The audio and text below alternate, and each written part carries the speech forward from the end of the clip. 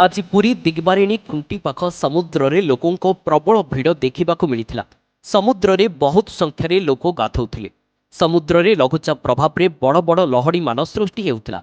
एही समय जड़े बंकीय युवक गाधौथिबा समय समुद्र करेन्ट्रे पड़जाई भितर को भासी जाते। ସେହି ପାଖରେ ଥିବା ଲାଇଫଗାର୍ଡ ମାନେ ବିଳମ୍ବ ନ କରି 3-4 ଜଣ ସମୁଦ୍ର ମଧ୍ୟକୁ ଯାଇଥିଲେ। ବଡ଼ ବଡ଼ ଲହଡ଼ିକୁ ନିଜ କୌଶଳ ଦ୍ୱାରା ଭେଦ କରି ବୁଡ଼ି ଯାଉଥିବା ଯୁବକ ପାଖରେ ପହଞ୍ଚି ସୁରକ୍ଷିତ ଭାବେ ଉଦ୍ଧାର କରି କୂଳକୁ ଆଣିଥିଲେ। ଯୁବକ ଜଣକ ସମୁଦ୍ର ପାଣି ପିଇଥିବାରୁ ଲାଇଫଗାର୍ଡ ମାନେ ପ୍ରଥମେ ଯୁବକଙ୍କ ପେଟରୁ ପାଣି ବାହାର କଲେ। ଯୁବକ ଏକ ପ୍ରକାର ସୁସ୍ଥ ହୋଇ ବସିଲା। ତାପରେ ତାଙ୍କ ପରିବାର ଲୋକେ ଉତ୍ତମ ଚିକିତ୍ସା ପାଇଁ ପୁରୀ ବଡ଼ ହସ୍ପିଟାଲକୁ ନେଇଥିଲେ।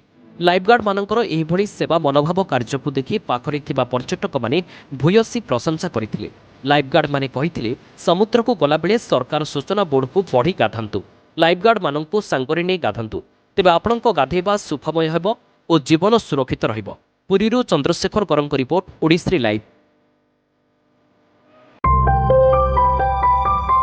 ओडिश्री लाइव सत्य और विश्वासर परिचय।